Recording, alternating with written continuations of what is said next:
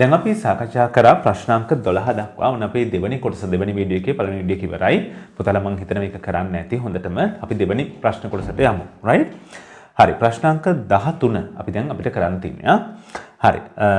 සරල අනුවර්තී චලිතයේ දෙන අංශුවක 20 cm විස්තාරයක් සහ 0.01 තප්පර ආවර්ත කාලයක් ඇත. ඒ දෝලන කේන්ද්‍රයේ පසු කරන වේගය වන්නේ. ඉතින් ඇත්තටම හරිම සරලයි. අපි බලමු කොහොමද කියලා ප්‍රශ්නාංක 14. මම හිතන්නේ දැන් මේවා ටික ටික කරනකොට ඔයගලන්ට යම්කිසි අවබෝධයක් ලැබෙනවා මේ විෂයේ කොටස සම්බන්ධව. right? 20 cm විස්තාරයක්. දැන් මේ මම කිව්වේ දැන් කොහොම වුණත් මතක තියාගන්න මේ ඕනම ගානක් කරනකොට අනිවාර්යෙන්ම ඔයා පොඩි සටහනක් ඇඳ ගන්න ඕනේ. සටහනක්. හරි? ඒ සටහන ඇඳගෙන දත්ත ටිකයකට දා ගන්න ඕනේ. ගලන් හදන්නේ එහෙමයි. හරි? දැන් නිකන් පොඩි සරල සටහනක් අඳගෙන. එතකොට ගාන පොඩ්ඩක් නිවැරදිව හදන්න අවශ්‍ය දත්ත ටික අපිට ලැබෙනවා. හරි? එතකොට මේකේ විස්තාරය මෙන්න මේ දුර ප්‍රමාණය සෙන්ටිමීටර් 20යි. හරි කියලා තියෙනවා. ඒ වගේම ආවර්ත කාලය දීලා තියෙනවා. ආවර්ත කාලය කියන්නේ පීරියොඩික් ටයිම් එක 0.01 තප්පර. හරි දැන් අපෙන් අහන්නේ වෙන කවුරුත් නෙමෙයි දෝලන කේන්ද්‍රයේදී ප්‍රවේගය. හරි දෝලන කේන්ද්‍රයේදී ප්‍රවේගය. නැත්නම් මේගොල්ලෝ අහන්නේ ඔව්. එතකොට ඔයගොල්ලෝ අදහසක් තියෙනවනේ දෝලන කේන්ද්‍රයේ පුතේ පහු කරන්නේ උපරිම ප්‍රවේගයකින්. ඒ කියන්නේ ඔබ දන්නවා Vmax නේද? Vmax කියන කෙනා සමානයි A වැඩි කිරීම ඔමේගා. ඒ කියන්නේ විස්තාරය ඔමේගා කියලා කියන්නේ කෝණික සංඛ්‍යාතය. right? කෝණික ප්‍රවේගය කියලා කියනවනේ. ඒතර ඔමේගා හොයාගන්නේ කොහොමද? ඔමේගා පැත්තක අපි හොයාගමු 2.5 බෙදීම t කියලා තමයි එන්නේ. හරි ඔමේගා සමාන 2.5 බෙදීම t. එහෙනම් ඔමේගා කියලා කියන්නේ 2.5 කියන එක නා අපිට ඔහොමම 2.5 ඔහොමම තියන්න පුළුවන්. මෙතන එනවා 0.01. දැන් මම අර කිව්වේ මේවා පොඩි කාලේ නම් පුරුදු. ඒ කියන්නේ මේ පොඩි නම් මේ පුරුදු වෙන්නේ. 0.01 කියන්නේ පුතේ 1යට 100 කියන එක. ඒ 100 උඩට එනවා. එහෙනම් 100න් වැඩි කරා නම් හරි. හරි 0.1ද 0.01ද තියෙන කියලා බලමු අපි. කේ තියෙන්නේ? මොකද්ද මම මේ හදපු ගාන? ඔව් නේ. හරි 0.01 තමයි තියෙන්නේ. ප්‍රශ්නාංක 13. හරි 0.01. එතකොට එහෙනම් එතකොට ඒක 100 වෙනවනේ. ඔමේගා සමාන ඒක 100 හැම දෙකම වැඩි වෙනවම 200යි 5 වෙනවා. හරි.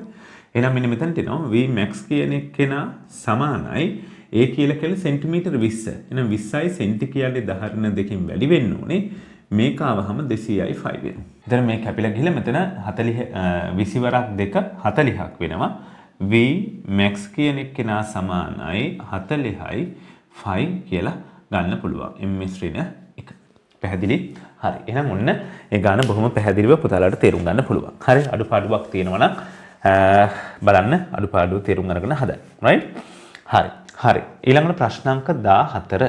හරි බලන්න මෙන්න මෙහෙම කතාවක් තමයි ප්‍රශ්නාංක 14 කියලා තියෙන්නේ. හරි නේද? සරල අනුවර්තී චලිතය දෙන වස්තුවක ආවර්ත කාලය තප්පර 8ක් වේ. එය දෝලන කේන්ද්‍රයෙන් චලිතය ආරම්භ දෙවන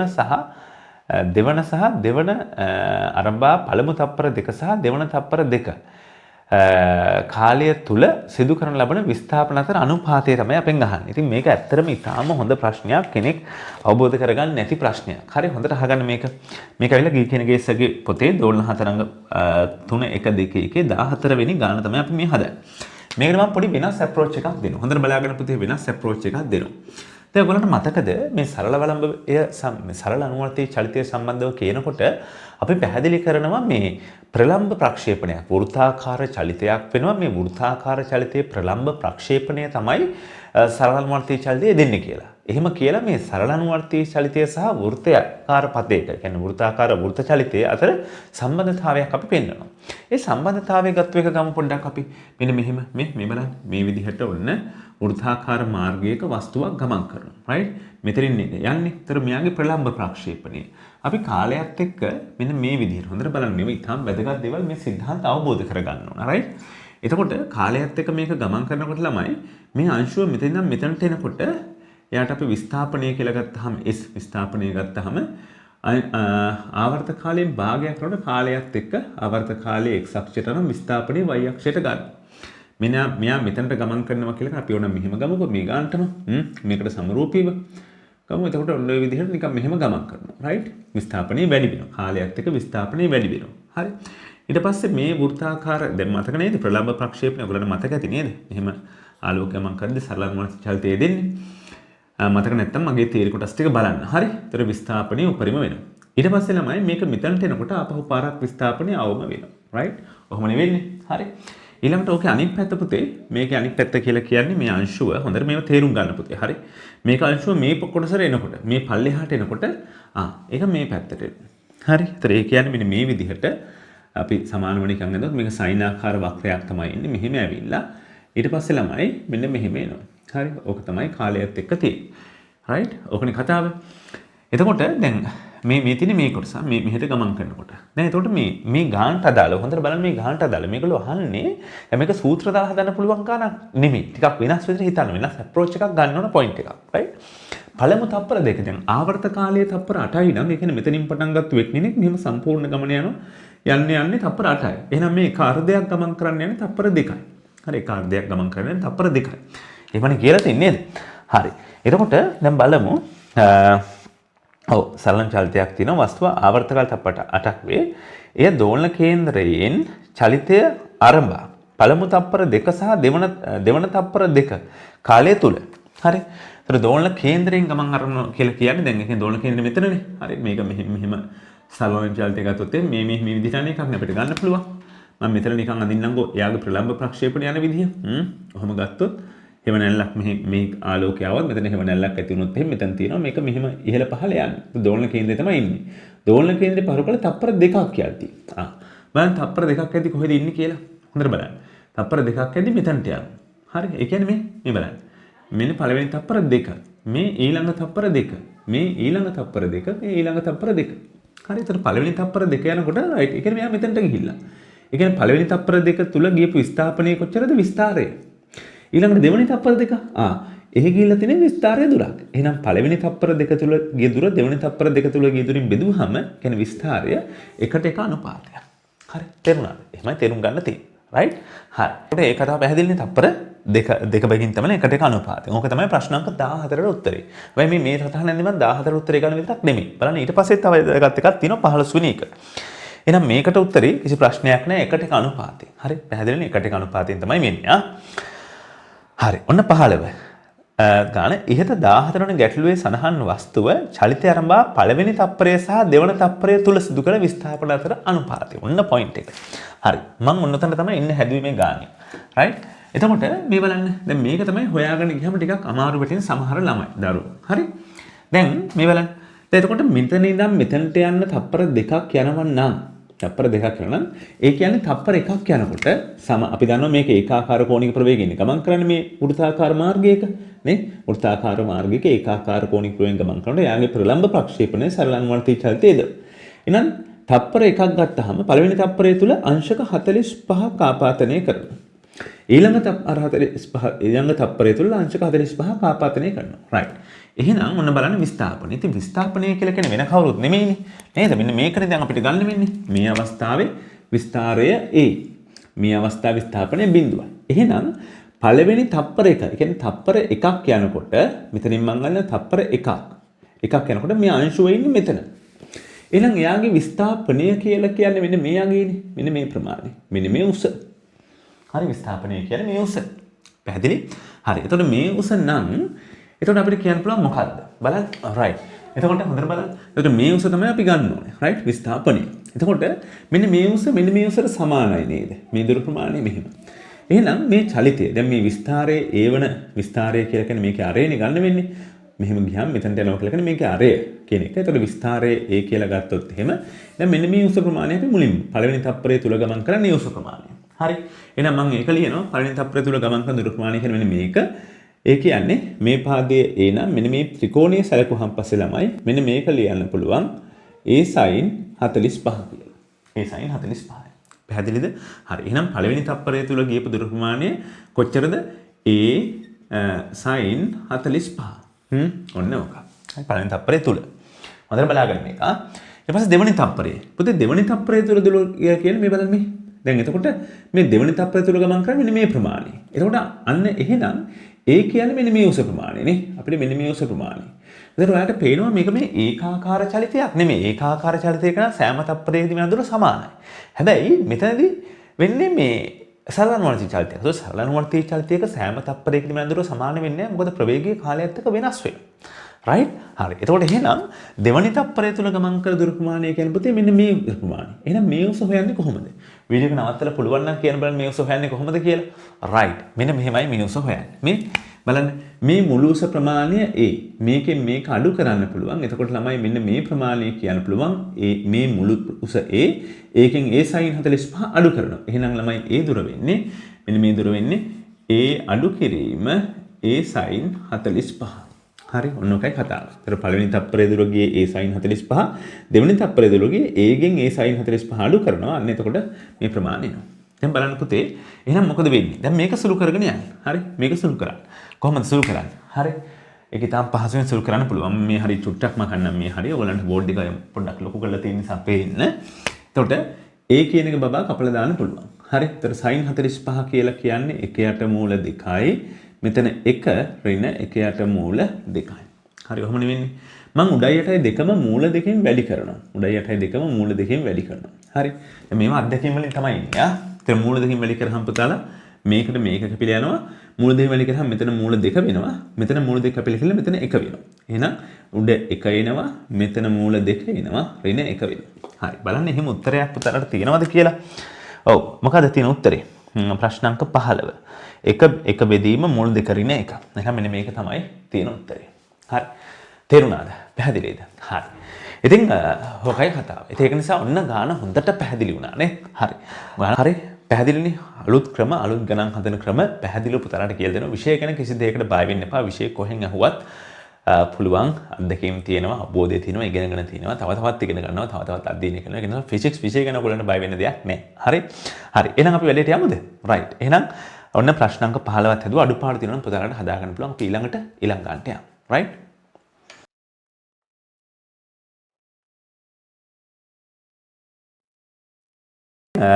ඊළඟට අපි බලමු පුතේ ප්‍රශ්න අංක 16 කොහොමද වෙන්නේ කියලා. හරි ප්‍රශ්න අංක 16 ටිකක් ස්ක්‍රීන් එක විශාල කරලා තියෙන්නේ. අපි බලමු අවශ්‍ය දේවල් ටික කරගෙන යන්න පුළුවන්ද කියලා. right? හරි. ප්‍රශ්න අංක 16. දුන්නක් මත 4 නිව්ටන් බලයක් යොදූ විට සෙන්ටිමීටර් 20ක ප්‍රමාණයකින් විස්ථාපනය වේ. දුන්නට 2 කිලෝග්‍රෑම් ස්කන්ධයක් සහිත වස්තුවක් ඇඳා දුන්න සමතුලිත පිහිටීමෙන් සෙන්ටිමීටර් 4ක් විස්ථාපනය කර මුදා හැරිය විට වස්තුව ඇති කරගන්නා සරලනුවර්තී චලිතයේ සංඛ්‍යාතය අපෙන් අහන්න. right? ඔන්න කතාව. දැන් මේකෙදි හරි පහසුවෙන් මේක හදන්න පුළුවන්. මේකේ තියෙන කොටස් ටික ගැන ඔයගලන්ට අවබෝධයක් තියෙනවා. හරි බලමු මේ හරියම මම බලමු ප්‍රශ්න අංක 16. හරි. හරි. එතකොට දැන් මේකේ අදහස ගමු 4 නිව්ටන් බලයක් යදුවාම සෙන්ටිමීටර් 2ක් විස්ථාපනය වෙනවා. ඒ කියන්නේ එතකොට දුන්නක් තියෙනවා. මේ දුන්නට ඔහොම දුන්න තිබුණාම මෙයාට බලයක් යොදනවා. බලයක් යොදලා මේ දුන්න අදිනවා. කොච්චරක් අදිනවද? මෙන්න මෙච්චර ප්‍රමාණයක් අදිනවා. 4 නිව්ටන් දුන්නාම අන්න 4 නිව්ටන් බලයක් දුන්නා. එතකොට සෙන්ටිමීටර් 2ක් නේද? සෙන්ටිමීටර් 2ක් විස්ථාපනය වෙනවා කියලා තමයි කියන්නේ. සෙන්ටිමීටර් 2ක්. එහෙනම් පුතාලට මෙතන දාන්න තියෙන්නේ F සමානයි kx කියන සූත්‍රය. F කියලා කියන්නේ 4 නිව්ටන්, k කියන එක නා දන්නේ. x කියන්නේ අන්න 2 වැඩි කිරීම 10 ඍණ 2. හරි 2 වැඩි කිරීම 10 ඍණ 2. පැහැදිලිනේ? හරි. එතකොට මේකට මේක කැපිලා ගිහිල්ලා 2 වෙනවා. 10 ඍණ 2 මෙහිටම 10 ධන 2 වෙනවා. k සමානයි. ඒ කියන්නේ 200යි නිව්ටන් මීටරයට. හරි 200යි නිව්ටන් මීටරයට කියලා එනවා. පැහැදිලිනේ? හරි. ඊට පස්සේ මේක ලහනවා. ඊට පස්සේ කියනවා වස්තුවක් ඇඳ සමතුලිත පිහිටීමේ සෙන්ටිමීටර් 4ක් විස්ථාපනය කර මුදා හැරිය විට වස්තුව ඇති කරන සලංචලිතයේ සංඛ්‍යාත. එතකොට මතක තියාගන්න මේ සමතුලිත පිහිටීම නම් සෙන්ටිමීටර් 4ක් ඇද්දා කිව්වහම එතනදී ප්‍රවේගය බිඳුවයිනේ. එතකොට සමතුලිත පිහිටීම නම් සෙන්ටිමීටර් 4ක් ඇද්දාම මේ ඇද්දපු දුර තමයි විස්ථාපනයේ උපරිමාගය. ඒ කියන්නේ විස්තාරය. විස්ථාපනයේ උපරිමාගයට අපි කියන මොකක් කියලා විස්තාරය කියලා. right? එහෙනම් විස්තාරය කියන එක කෙනා කිලිමාට තේරුම් ගන්න පුළුවන්. ඒ කියන එක කෙනා සමානයි සෙන්ටිමීටර් 4යි. එහෙනම් මේගොල්ලෝ අහන්නේ එතකොට ඔන්න තේරුම් ගන්න. දැන් අහන්නේ විස්තරය දීලා තියෙන මේගොල්ලෝ අහන දේ තමයි මොකද්ද? චලිතයේ දෙන සංඛ්‍යාතේ සංඛ්‍යාතේ අහන්නේ. එතකොට සංඛ්‍යාතේ අහනවනම් ඔයාලට කෙලින්ම හොයාගන්න පුළුවන් ආවර්ත කාල සඳහා ප්‍රකාශනය. ආවර්ත කාල සඳහා ප්‍රකාශනය t සමානයි 2.5 වාරයක් වර්ගමූල m බෙදීම k. m ස්කන්ධයක් සම්බන්ධ කරලා m බෙදීම k. දැන් මේගොල්ලෝ කියවනේ කොච්චර ස්කන්ධයක්ද මේක සම්බන්ධ කරලා තියෙන්නේ කියලා නේද? ඔව් 2 කිලෝග්‍රෑම් ස්කන්ධයක් නේ සම්බන්ධ කරලා තියෙන්නේ. හරි. එහෙනම් 2 කිලෝග්‍රෑම් නම් එතකොට ඔමේගා. මෙතන දැන් ආවර්ත කාලය තමයි දීලා තියෙන්නේ. එහෙනම් අපි දන්න සමීකරණය අපි සංඛ්‍යාතය ආශය කරන්න පුළුවන්. ඒතර 1 f වුණොත් එහෙනම් මොකද වෙන්නේ? නැත්නම් මේකට 1 f ආශය කරන්න පුළුවන්. ඒතර අපි බලමු 1 f ආදේශ කරාම මොකක්ද දෙන්නේ? 2.5 වාරයක් m බෙදීම k. හරි දැන් මේකට ආදේශ කරන්න තියෙන්නේ. හරි. එතකොට 1 f සමානයි මේ හරිය පේනවා ඇති කියලා මම හිතනවා 2.5 වාරයක් m කියලා කියන්නේ කිලෝග්‍රෑම් 2යි මේක 200යි. පුතේ මේකට මේ කැපිලා යනවා 1ට 100. හරි 1ට 100නේ. 2 වර්ගමූල 1යි 100 වර්ගමූල 10යි. 2.5 මේ හරිය පේනවනේ 2.5 බෙදීම 1ට 10 කියලා තමයි එන්නේ. 10. ඒ කියන්නේ එතකොට හරිනේ 1ට 10යි. එතකොට මේකට මේක කැපෙනවා 5 බෙදීම 5යි. ඒ කියන්නේ 1ට f කියන එක කියනවා 5 බෙදීම 5යි කියලා. එහෙනම් f කියන එක කෙනා අපිට ගන්න පුළුවන් මොකක් කියලාද? 5 බෙදීම 5 නම් 5 බෙදීම 5 කියලා. හර්ට්ස් කියන එකක් දාන්න ඕනේ. right. එහෙනම් ඔන්න බොහොම පැහැදිලිව පිළිතුර ගන්න පුළුවන්. තේරුණා නේද? හරි ලොකු දේවල් නේ. හරි මේවා බොහොම උනන්දුනොත් මහන්සි වෙලා කරන්න පුළුවන් දේවල්. හරි එහෙම ලොකුවට හිතන්න එපා. හරි කරගෙන යන්න. right. ඔයගොල්ලන් කමෙන්ට් එකත් මේ වීඩියෝ බලනකොට මතක තියාගන්න මේ වීඩියෝ මම බලලා තමන්ම ගොඩ යනවා කියලා හිතන්න එපා. මම හැමදාම කියනවානේ ඔබ බාහිර පරිසරයට සමාජයට දෙන්නේ මොකක්ද? ස්වභාව ධර්ම විසින් ඔබට නැවත දෙන්නේ ඒක. ඒ නිසා මේවා පුළුවන් තරම් යාළුවන්ට ෂෙයා කරන්න. මොකද නරක දෙයක් නේ. sorry ගුඩුස් එකක් කියන්නේ නරක දෙයක් නෙමෙයි මේ යාළුවොත් එක බෙදා ගන්න. ඒගොල්ලොත් ඉගෙන ගන්න. පුළුවන් තරම් වෙලාවට යාළුවන්ට කියලා දෙන්න, උගන්වන්න. එතන උගන්වන්න දේවල් ඔලුවට තේරෙන ප්‍රමාණය වැඩි. හරි එතකොට තවත් දෙයකට එක්ස්ප්ලෝර් කරන්න පුළුවන්. දැන් මේ අපි කතා කරන උගන්වනකොට කටපාඩම් කරලා උගන්වනකොට තේරෙන්නේ නැහැ නේද? ඒ හේතුව තමයි කාලයක් තිස්සේ උගන්වන මේ විෂය තුල පීරලා දේවල් ගැන අවබෝධයක් ලබා ගන්න එක. ඒ අවබෝධය ලබා ගන්න නම් දේවල් ෂෙයා කරන්න වගේම දේවල් තව කෙනෙකුට උගන්වන්නත් අමතක කරන්න එපා. හරි. ලස්සනට පාට පෙන් පාවිච්චි කරලා මේකත් ලියා ගන්න පුතේ.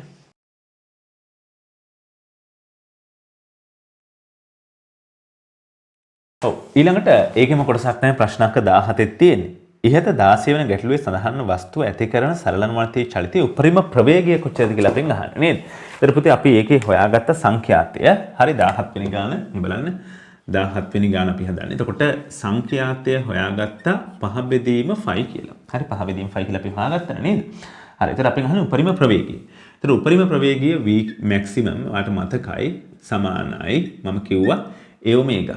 එහෙනම් v maximum කියලා කියන්නේ කවුද? සෙන්ටිමීටර් 4යි විස්තාරය 4 වැඩි කිරීම ධාරණ 2යි. දැන් මෙතන මේ විස්තාරය සෙන්ටිමීටර් 4යි කියලා 4යිද පොඩ්ඩක් ඉන්න බලන්න කොච්චර කියලා දුන්නේ.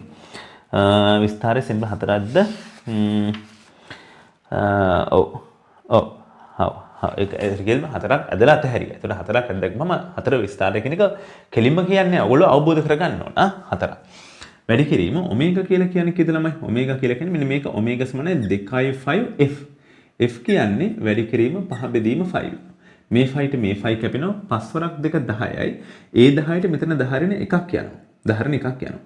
ධාරණ තව එකයි ඉතුරු වෙන්නේ. ඒ කියන්නේ 0.4යි. v maximum කියලා කියන්නේ 0.4යි ms ඍණ 1. 0.4යි ms ඍණ 1. ඒ කියන්නේ පිළිතුරු අංකයේ පුතේ පළවෙනි එක කියලා පුතාලට ගන්න පුළුවන් 17 වෙනි ගැටලුවට අදාළව. හරි තේරුණා නේද? හරි හදාගන්න පිටව. හරි ඒත් එක්කම 18 වෙනි ගැටලුවක් තියෙන ඒත් එක්කම බලමු එකත් ඕනනම් ඔහොමම. හරි එහෙම බලමු. 16 වෙනි ගැටලුවේ සඳහන් වස්තුව ඇති කරන සරල නුවණතේ චලිතයේ උපරිම ත්වරණය වන්නේ. උපරිම ත්වරණය. පුතන්න මතකද උපරිම ත්වරණය? උපරිම ත්වරණය ඇති වෙන්නේ කොහෙද කියලා? මම මේක මකනවා. උපරිම ත්වරණය. මතකද මේක? හරි. මම නිකන් පොඩ්ඩක් මතක් කරන්නම්කෝ. හරි මෙන්න මේ හරිය නේද?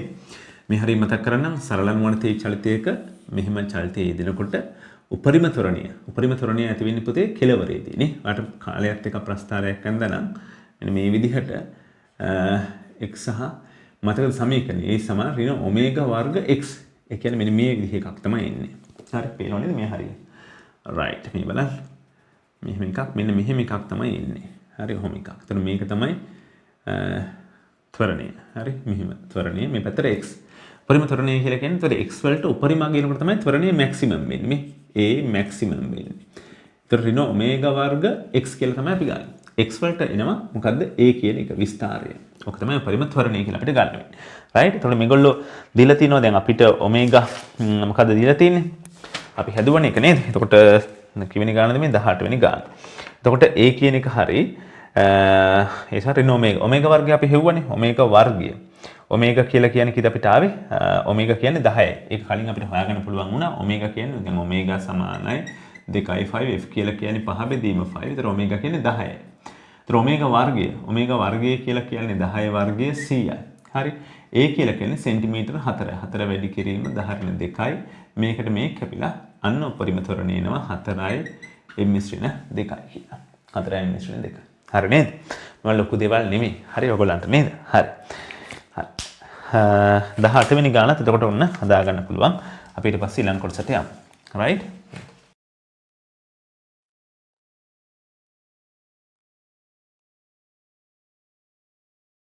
හොඳයි. ඊළඟට බලන්න පුතේ 19 වෙනි ගාන.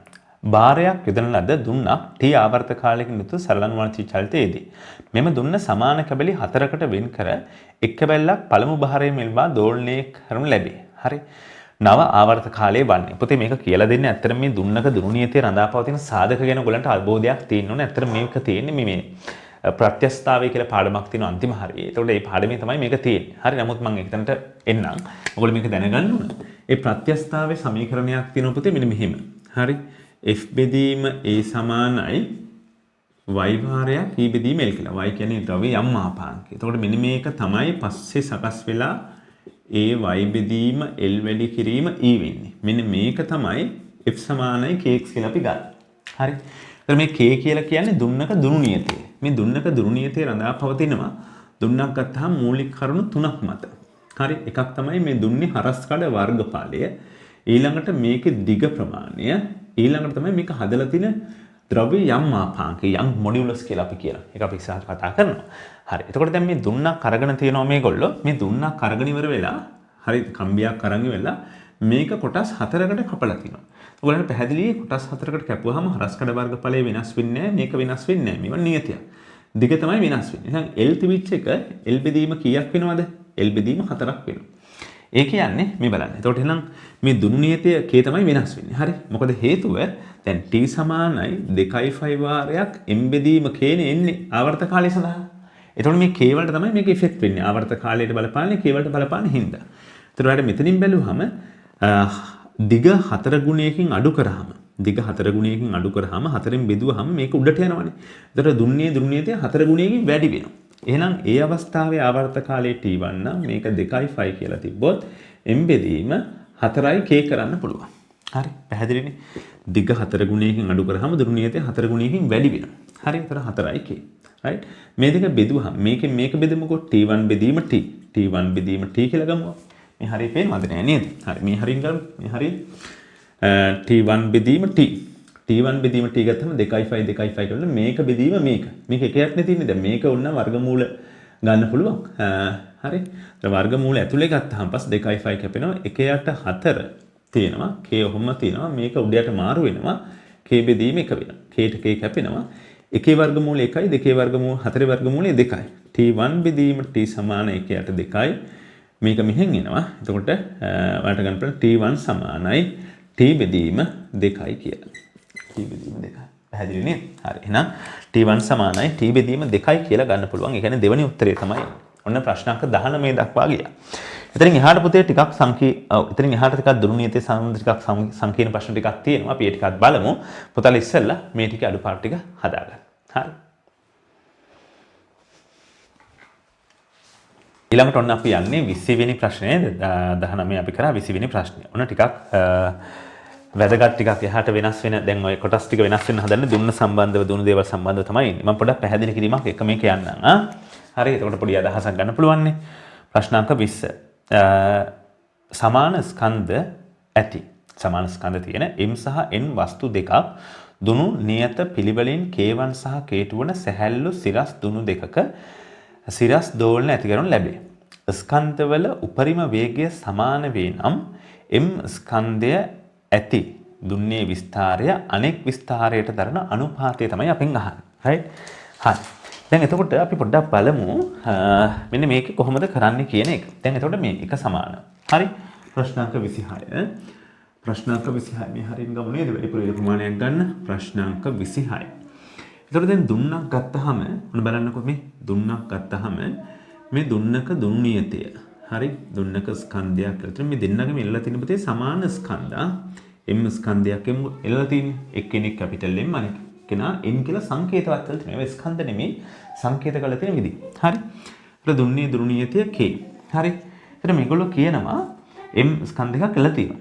හරි. එතකොට මේගොල්ලෝ අහන්නේ මේක සමීකරණම ව්‍යුත්පන්න කරන්න යන්නේ නැහැ. හරි. ඔයගොල්ලෝ මතකයි නේද නේද? t සමානයි 2.5 වාරයක් m බෙදීම k. දැන් ඕනනම් අපි එතකොට ඔමේගා කියන එක ගැන අදහසක් ගන්න පුළුවන් නේ. ඔමේගා කියන එක ගැන අදහස ගන්න මම පොඩ්ඩක් ලේසි ක්‍රමයක් මතක් කරන්න. දැන් ඔයාලට මතක නම් ඔමේගා අපි මෙතනින් හොයමුකෝ.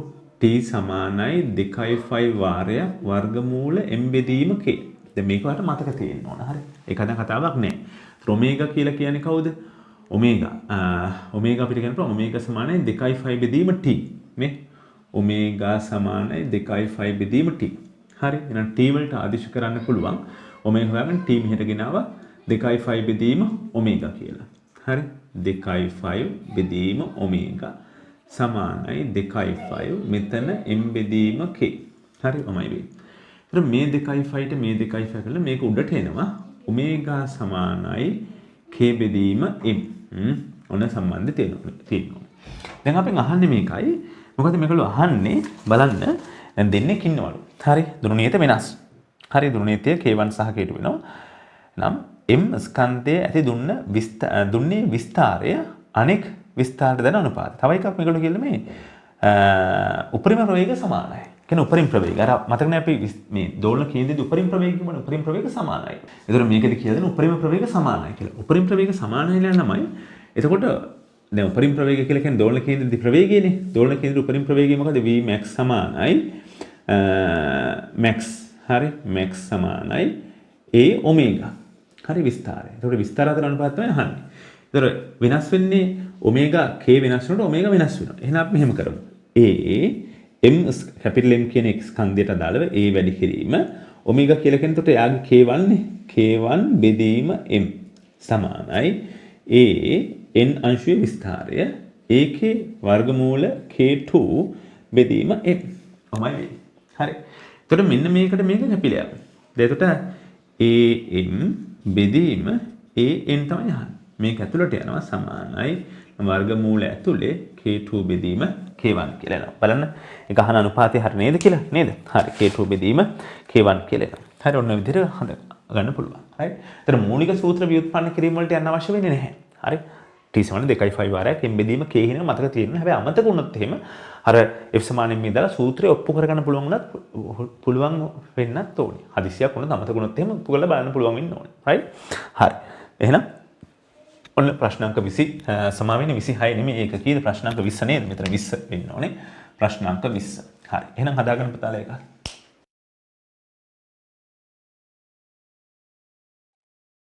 ප්‍රශ්නාංක 21. ඒක මොකද තියෙන්නේ? දැන් මේ අර වගේම කතන්දරයක් යන 21. වස්තුවක් ඔන්න හොඳට අහගන්න මේක ටිකක් වැරෑරුම් ප්‍රශ්න වර්ග දෙකක් දැන් තියෙනවා මෙතන. පොඩක් ඔප්පු කරන්න හොඳ ගැටලු දෙකක්. වස්තුවක් දුන්නක පහළ කෙළවරට ඇඳා සිරස් ලෙස සිරස් කියලා කියන්නේ දන්නවනේ සිරස්. මේක තිරස්. vertical and horizontal. හරි. දෝලනය කළ විට T1 ආවර්ත කාලය T1 විය. එම වස්තුවම වෙනත් දුන්නක ඇඳා පළමු පරිදිම දෝලනය කළ විට ආවර්ත කාලය T2 විය. දැන් මෙම දුනු දෙක ශ්‍රේණිගත ලෙස සංයුක්ත කර දුන්න පහළ කෙළවරට දුන්නේ පහළ කෙළවරට එම වස්තුව එල්වා දෝලනයකට ආවර්ත කාලයක්. ඉතින් ඇත්තටම පුතේ මේක මේ ප්‍රසිද්ධ ප්‍රශ්න ආකෘතියක් පොඩි තියරි කරද්දී බලන්න මගේ වීඩියෝස් වල පවා මම පන්ති වල පවා ගන්නදී මේක උගන්ලා තියෙනවා. මේක ප්‍රසිද්ධ ප්‍රශ්න ආකෘතියක්. හැබැයි තනියම උනත් කරන්න පුළුවන් වෙන්න ඕනේ. right? ප්‍රශ්නාංක 21. මම හිතන්නේ ඊළඟ එකේ ශ්‍රේණිගත වුණාමත් අහනවා ඇති. මුලින් එක් ශ්‍රේණිගත පස්සේ සමාන්තරගත එකක් අහනවා. right? හරි. ප්‍රශ්නාංක 21. දැන් බලන්න මේ ප්‍රශ්න කරන එකේ වැදගත්කම පුතේ ඇත්තටම මේ ගීකන් ගෙස්සර්ගේ පොත මම සාකච්ඡා කළ වීඩියෝස් දාන්නත් තීරණය කරේ තියරි පාඩම් කරපු ළමයෙකුට තියරි ටික නැවත හොඳින් මතක් කරගන්න මේ ප්‍රශ්න ටික කරන්න පුළුවන්.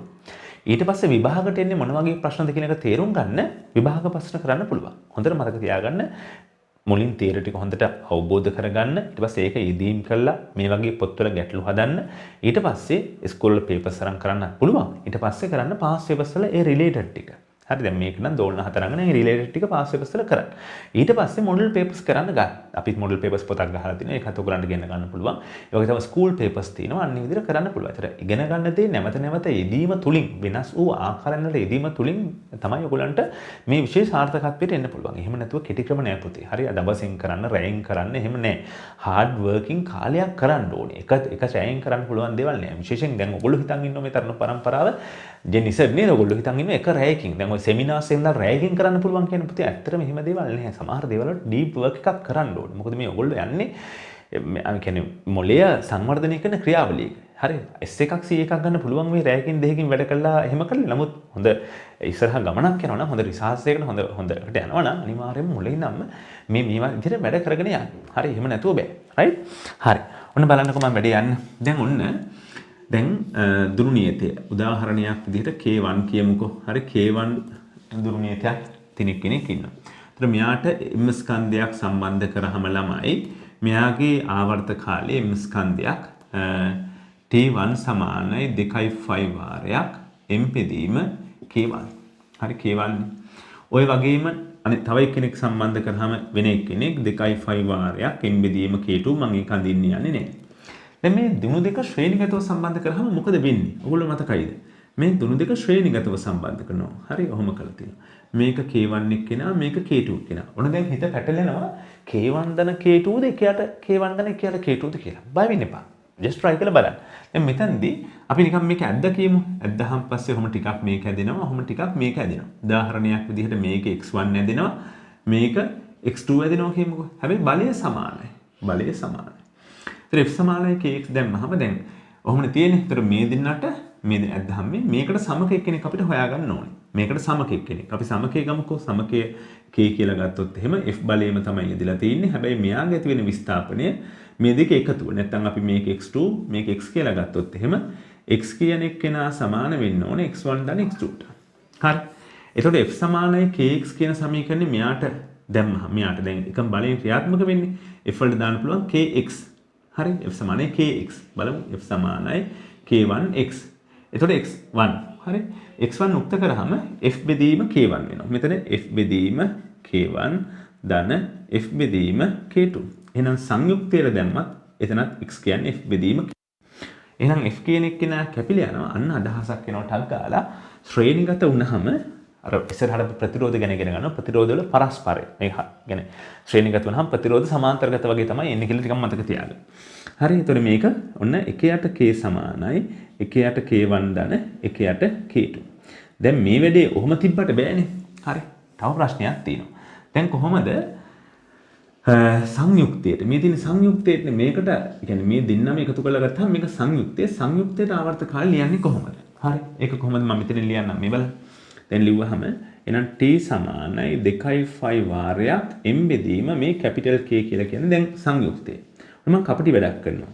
2.5 වාරයක් m මෙහෙම තියාගෙන වැඩි කිරීම kයට k කියලා ඔහොම ලියනවා. හරි. ඔහොම ලියනවා. දැන් kයට k කට අපි ප්‍රකාශනයක් අපි ගාව තියෙනවා. මොකද ප්‍රකාශනේ?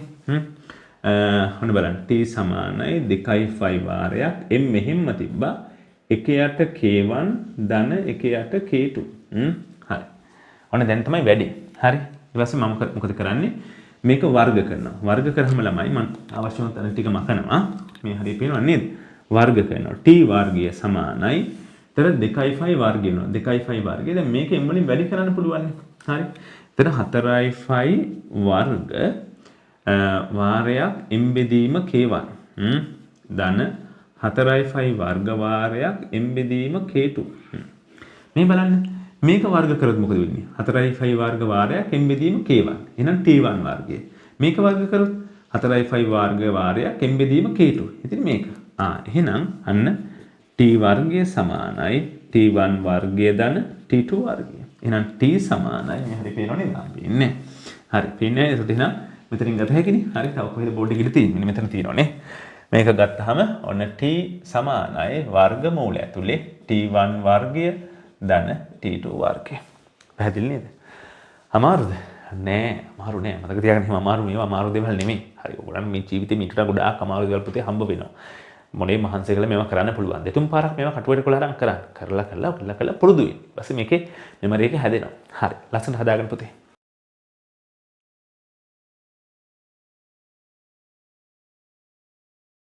හරි පුතේ. හරි. ඔන්න ඊට පස්සේ අපි බලමු ඊළඟ කොටස මොකක්ද කියලා. ඊළඟ කොටස කියලා අදහස් කරන්නේ දැන් ශ්‍රේණිගත වුණාම 22 වෙනි ප්‍රශ්නය.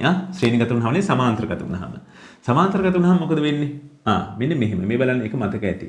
මෙහෙම ඉතිහම මෙහෙම දෙන්නෙක්. හරි. ඔහොම ඉතිහම දැන් මේක මෙහෙම ඇදෙනවනේ ටිකක්. ඇදෙනවා x ප්‍රමාණයක්. ඒතර ශ්‍රේණිගත වුණාමට වඩා සමාන්තරගත වුණාම මිතති සමානයි. f බලයක් යෙදෙනවා. F බලයක් යදනවා කියලා ගත්තොත් එහෙම ස්කන්ධයක් කියලා. එහෙනම් මෙයාට ඇති වෙන බලය F1, මෙයාට ඇති වෙන බලය F2. මේකේ දුන්නු නියතේ K1, මේකේ දුන්නු නියතේ K2 කියලා ගමුකෝ. එතන මෙතනදී විතති සමානයි. හරි විතති සමානයි. එහෙනම් එතන F1 සමානයි K1x, F2 සමානයි K2x. එතන සමකය ගන්න සමකයට ගත්තාම සමකයට F සමානයි Kx දැම්මහම F සමානයි K හිම්මමයි x. හැබැයි අපි දන්නවා f කියන එක්කෙනා සමානයි මේ තුනේ මේ දෙකේ එකතුවට. එහෙනම් f කියන එක්කෙනා සමානයි f1 ධන f2. එහෙනම් f වලට kx දැම්මා, මේකට k1x දැම්මා, මේකට k2x දැම්මා. පුතේ x කැපිලා යනවා. බලන්න. එහෙනම් k සමානයි k1 ධන k2. එහෙනම් අන්න අපි ලියමු සමකයට. මොකද්ද? ආවර්ත කාලයේ සමානයි 2.5 වාරයක් වර්ගමූල m බෙදීම k. දැන් මොකද කරන්නේ? හරි දැන් ඔන්න තමයි ප්‍රශ්නේ. මෙතන මම පොඩි කපටි වැඩක් කරනවා. මේක පරස්පරය ගන්නවා. එකයට t සමානයි එකයට 2.5 වාරයක් වර්ගමූල k බෙදීම m. බලන්න දැන් මේවා ගණිතය හිතෙන්න කරන්න පුළුවන්කම තියෙනවා. හරි. නැත්තම් බෑ. ඊපස්සේ මම මේකට කරනවා එකයට 2.5 වාරයක්. මම මේක මෙහෙම ලියනවා. හරි. k බෙදීම m නේ. k වලට මොකද ලියන්න පුළුවන් මේ? k1 ධන k2. මොකද්ද? k1 ධන k2 බෙදීම m කියලා. ඔන්න හරි. දැන් අනිවාර්යෙන් වර්ග කරන්න ඕන කියන එක පැහැදිලි නේද? හරි. ගන්නවා. එතකොට එහෙනම් ඔන්න බලන්න. 1යට t වර්ගය මම ගන්නවා. 1යට t වර්ගය. කියන්නේ මොකද්ද? 1යට 4.5 වර්ගය. මෙතන k1 බෙදීම m. k1 බෙදීම m වෙනවා. හරි. k1 බෙදීම m. ධන 1යට 4.5 වර්ගය k2 බෙදීම m. වෙනවද බලන්න. හරිනේ. දැන් බලන්න මොකද්ද මේ තියෙන්නේ කියලා. අපි මේක 1යට t ගත්තොත් එහෙම 1යට t වල වර්ගය ගත්තොත් ඒක නේද අර තියෙන්නේ. මෙතන 1යට t වල වර්ගය. මෙතන 1යට t2 වල වර්ගය.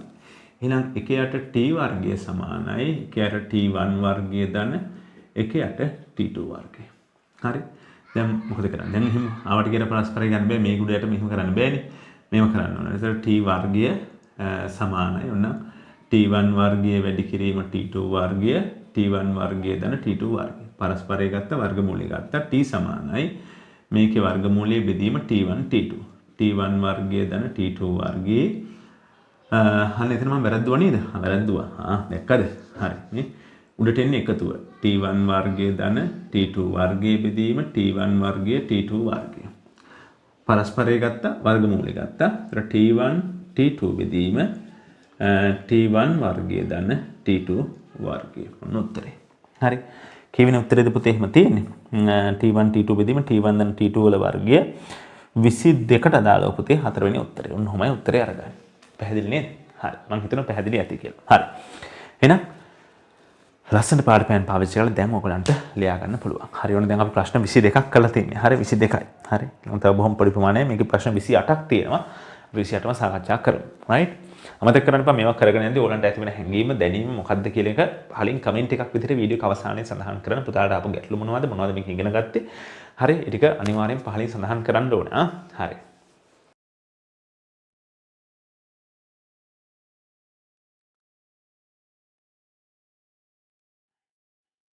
ඔන්න ප්‍රශ්නාංක 23ට අපි දැන් සාකච්ඡා කරන්න යන්නේ. බලන්න පොඩ්ඩක් මේකත් වැදගත් ගානක්. ටිකක් වෙනස් විදිහේ ගානක්. ඉතින් මේකත් පුතාලා හැදුවා නම් වීඩියෝ එක නවත්තලා හැදුවේ නැත්නම් පොඩ්ඩක් හදන්න try කරන්න. ඊට පස්සේ ඔයාලට පුළුවන් ඔයාගේ දක්ෂතාවය පොඩ්ඩක් අඳුර ගන්න. එහෙමත් පුළුවන් නේද? මේ පොත කරද්දී දැන් මතක තියාගන්න මේවා හදද්දී හැමතිස්සෙම CR පොතක් අරගෙන හරි half sheet හරි අරගෙන දෙකට නමල ඉවර වෙලා ලස්සන පිළිවෙලට හදන්න. හරි හදන්න අඩුපාඩු තිබ්බොත් මං කියද සටහන් කරගන්න. ඊට පස්සේ මට ෆොටෝ එකකුත් එවන්න හදලා ඉවරනහම මේක කොහොමද කියලා. හරි මගේ WhatsApp නම්බරේ තියෙනවනේ ෆොටෝ එකක් දාන්න මේ ටික කරාම කොහොමද කියලා වෙලා දාන්න. ඒ පිළිවෙලට කරන්න. එහෙම පිළිවෙලට කරාම වැදගත්කම තියෙන පුතේ මේ කරන එකේ දැන් CR පොත් දෙක තුනක් කරාම මේක කරත් කමක් නැහැ. හරි මොකද හේතුව විභාගයට යනකොට ඔයගොල්ලෝ කොච්චර වැඩ ප්‍රමාණයක් කරාද මොනවද වැරදිච්ච තැන් කියන එක ඔයාලට හොඳ අවබෝධයක් ගන්න පුළුවන්. එහෙම නැතුව නිකන් ඔහේ කොළවල හද ඉන්න එපා. ඒකත් එක ස්ටයිල් එකක් තමයි. නමුත් හොඳට මම යෝජනා කරනවා ටිකක් පිළිවෙලට කරන්න. right? අනුවර්තී චලිතයේ දෙන වස්තුවක දෝලන කේන්ද්‍රයේ සිට මන ලබන විස්ථාපනයේ y1 සහ y2 වන විට එහි ප්‍රවේග පිළිවෙලින් v1 සහ v2 වේ ආවර්ත කාලය වන්නේ කියලා තමයි අපෙන් අහන්නේ. ආවර්ත කාලය සම්බන්ධ කරගන්න. right? හරි. ප්‍රශ්නාංක කීයද? 23 තමයි ඒ කියලා තියෙන්නේ. හරි. ඒක ඇත්තට ලොකු අමාරු ප්‍රශ්නයක්වත් නෙමෙයි. අපි බලමු සම්බන්ධය ගොඩනගන්න. හරි. 23. මේ හරි පේනවනේ. 23. 23. right. එතකොට මෙන්න මේ විදිහට right ඔහොම ගත්තාම හරි ඔහොම ගන්න පුළුවන්. එතකොට right ඊට පස්සේ දැන් මේගොල්ලෝ කියන මේ සරල අනුවර්තිත චලිතයක් තියෙනවා. ඒ සරල අනුවර්තිත චලිතයේ පිහිටීම් දෙකක් කියලා කියන්නේ. මේක y1 කියන පිහිටීම මම සිම්පල් දාන්නම්. මේක y2 කියන පිහිටීම. හරි පිහිටීම් දෙකක් තියෙනවා. ඒ අවස්ථා දෙකේදී ප්‍රවේගයන් v1 සහ v2 වේ. දැන් මෙතන හොඳට මතක තියාගන්න y1 කුඩයි v1 විශාලයි. y2 විශාලයි v2 කුඩයි. මොකද දෝලන කේන්ද්‍රයේ දැන් උපරිම ප්‍රවේගයක් තියෙන්නේ. දෝලන කේන්ද්‍රයෙන් දැන් ඈතට යන ප්‍රවේගයේ විශාලත්වය මොකක් වෙනවද? අඩු වෙනවා. දැන් ඔයාලට මේකට දාන්න පුළුවන් සම්බන්ධය මොකක්ද? දැන් අපෙන් අහන්නේ වෙන කාවත් මේ ආවර්ත කාලය කොච්චරද කියලා. ආවර්ත කාලය. හරි විස්තරයක් දීලත් නැහැ. හැබැයි අපි බලමු කොහොමද කරන්නේ කියලා. හරි. දැන් විස්තරය අපි හිතමුකෝ a කියලා දීලා නැහැ. අපි සංකේතයක් දාගන්නවා විස්තරය a කියලා. එහෙනම් v1 වර්ගය මම ලියනවා v1 වර්ගය සමානයි මොකද v1 වර්ගය කියලා කියන්නේ a වර්ගය වාරය සමාවෙන්න ඔමේගා වර්ගය වාරය. ඔමේගා වර්ගයේ වාරයක් a වර්ගය ඍණ ඒතර මේක මුල් අවස්ථාවට ගත්තොත් එහෙම y1 වර්ගය. හරි. ඒ වගේම v2 වර්ගයටත් ලියන්න පුළුවන්. v2 වර්ගය සමාන ඔමේගා වර්ගයේ වාරයක් a වර්ගය ඍණ y2 වර්ගය. හරිනේ. දැන් මේකේ මේ a කියන එක නොදන්න පදයක් අපි ඔමේගා හොයාගත්තොත් හරි. ඔමේගා හොයාගත්තා නම් ඔමේගා සමානයි 2.5 බෙදීම t කියන සමීකරණය දාලා අපිට ආවර්ත කාලය හොයන්න පුළුවන්. right? ඒක නිසා අපි දැන් මේක බෙදලා හරියන්නේ ඔමේගා කැපෙනවනේ. මේ අමතර සංකේතයක් දාගත්ත කැපිටල් A. ඒක අයින් කරන්නේ කොහොමද කියලා අපි බලන්න ඕන. right? එහෙනම් ඒක අයින් කරන්න පුළුවන්. අපි මෙහෙම කරමු. මේක පොඩි ෆෝමැට් එකක් හදාගමු. මේක මේ ඔමේගා වර්ගයේ පල්ලෙහාට ගෙනහල්ලා y1 ඔමේගා වර්ගයේ පල්ලෙහාට ගේමුකෝ. හරි. එහෙනම් මොන බලන්න මම පොඩ්ඩක් හදනවා. කොහොම සරලව හැම ළමයෙකුටම තේරුම් ගන්න පුළුවන් විදිහට මේක පොඩිට මම කරන්න. ඔමේගා වර්ගය සමානයි a වර්ගය ඍණ y1 වර්ගය. මේක එක සමීකරණය කියලා ගමු. ඊපස්සේ v2 වර්ගය බෙදීම ඔමේගා වර්ගය සමානයි a වර්ගය ඍණ y2 වර්ගය. මේක දෙවෙනි එක.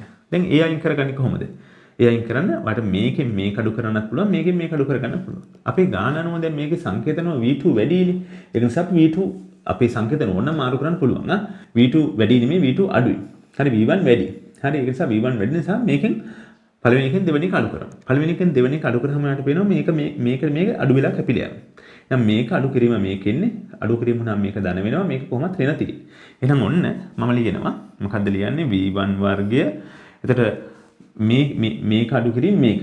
හරි. එතකොට v1 වර්ගයේ බෙදීම ඔමේගා වර්ගයේ ඍණ v2 වර්ගයේ බෙදීම ඔමේගා වර්ගය. මම ඔමේගා වර්ගයත් එළියට ගන්නවා. ඔමේගා වර්ගය එළියට ගන්න. එතකොට එනවා මොකද්ද v1 වර්ගයේ ඍණ v2 වර්ගය. ඊපස්සේ මෙතන එනවා මේක අඩු කිරීම මේක උනහම මේක ධන වෙනවා y2 වර්ගයේ ඍණ y1 වර්ගය. හරි. දැන් ඔන්න හරි නේද? ඔමේගා වර්ගය හරි. දැන් කලබල වෙන්න එපා. හරි. ඊළඟට ඔමේගා වලට 2.5 බෙදීම t දාන්න දෙන්න අපි හරි. ඉතින් මේක ඔමේගා වර්ගය උක්ත කරගමු. ඒතර ඔමේගා වර්ගය උක්ත කරන්න පුළුවන් මෙහෙම. ඔමේගා වර්ගය මෙහෙට ගෙනිච්චාම මේක මෙහෙට ගෙනහල්ලා ඔමේගා වර්ගය හට ගෙනියන්න පුළුවන්. ඒතර ඔමේගා වර්ගය මේ හරිය පේනව නේද? ඔමේගා වර්ගය නෑ නේ. මේ හරිය පේන්නේ. අපි මේ හරියට යමු. හරි. ඔමේගා වර්ගය උක්ත කරගමු. ඔමේගා වර්ගය සමානයි මොකක්ද දෙන්නේ? v1 වර්ගය ඍණ v2 වර්ගය. v1 වර්ගය ඍණ v2 වර්ගය බෙදීම y2 වර්ගය ඍණ y1 වර්ගය. වර්ගමූලය ගත්තාම ඔන්න මෙහෙම වෙනවා. හරි වර්ගමූලය ගත්තා. ඔමේගා කියන්නේ 2.5 බෙදීම t සමානයි මෙන්න මේ කොටස එනවා. හරි ඔය කොටස එනවනේ. මේකේ පරස්පරය ගමු t. නැත්නම් t පරස්පරය ගත්තාම t බෙදීම 2.5. එහෙනම් වර්ගමූල ඇතුලේ මෙයාගේ පරස්පරය මොකක්ද දෙන්නේ? y2 වර්ගය ඍණ y1 වර්ගය බෙදීම v1 වර්ගය ඍණ v2 වර්ගය. 2.5 මෙහෙට යනවා. t සමානයි 2.5 වාරයක් y2 වර්ගය ඍණ y1 වර්ගය බෙදීම v1 වර්ගය ඍණ v2 වර්ගය. right? හරි. එන්න v2 වර්ගය. හරි. එතකොට ඔන්න t සඳහා ප්‍රකාශනයක් එනවා. පැහැදිලි නේද? y1 වර්ගින. ඔව්. දැන් මේක මෙහෙමයි. දැන් එතන බලන්න දීලා තියෙන උත්තරය. දැන් මෙහෙම උත්තරයක් නෑ. ඕනනම් උඩ යට දෙකම ඍණෙන් වැඩි කරන්න පුළුවන්. ඍණෙන් වැඩි කරාම මේක මෙහෙට ඇවිල්ලා මේ දෙපැත්තම අවුලක් වෙන්නේ නෑ. එහෙනම් t කියන එක කියලා ලියලා 2.5. මේගොල්ලෝ උත්තර දීලා තියෙන විදිහ අනුව. මේක ඍණින් වැඩි කරා මේකත් ඍණින් වැඩි කරා මාරු වෙනවා. එහෙනම් y1 වර්ගයේ ඉන්න y2 වර්ගය මෙතන එතකොට v2 වර්ගයේ ඉන්න v1 වර්ගය වෙනවා. බලන්න එහෙම තියෙන්නේ 4 වෙනි උත්තරේ. පැහැදිලි නේද? හරි. එහෙනම් ඔන්න ප්‍රශ්නාංක 23 දක්වා හරි. හරි. දැන් මේවා මෙහෙමයි. මේවා මේ වේගය හදාගෙන ප්‍රැක්ටිස් කරන්න. එහෙම කරනකොට මේවා ලොකුවට අමාරු දේවල් නෙමෙයි. හරි විශ්වාස කරන්න. වැඩ කරන්න පුළුවන්. රයිට්? හරි. එහෙනම් අපි ඊළඟ ප්‍රශ්න ටිකත් සාකච්ඡා කරමු. මේ ප්‍රශ්න දක්වා අඩුපාඩු තියෙනවා නම් පුතාලා හදාගන්න. හරි?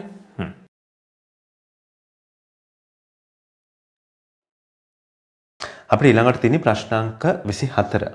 24 වෙනි ප්‍රශ්නේ. බලන්න මොකක්ද ඒක කියලා තියෙන්නේ කියලා. සරල අනුවර්තයේ චලිතය දෙන වස්තුවක විස්තරයේ ඒවන අතර යම් අවස්ථාවක විභවාන්තරය එහි මුළු ශක්තියෙන් 4න් එකකි. එම අවස්ථාවේ වස්තුව පවතින ස්ථානයට දෝලන කේන්ද්‍රයේ සිට පවතින විස්ථාපනීය වන්නේ කියලා තමයි අපෙන් අහන්නේ. රයිට්?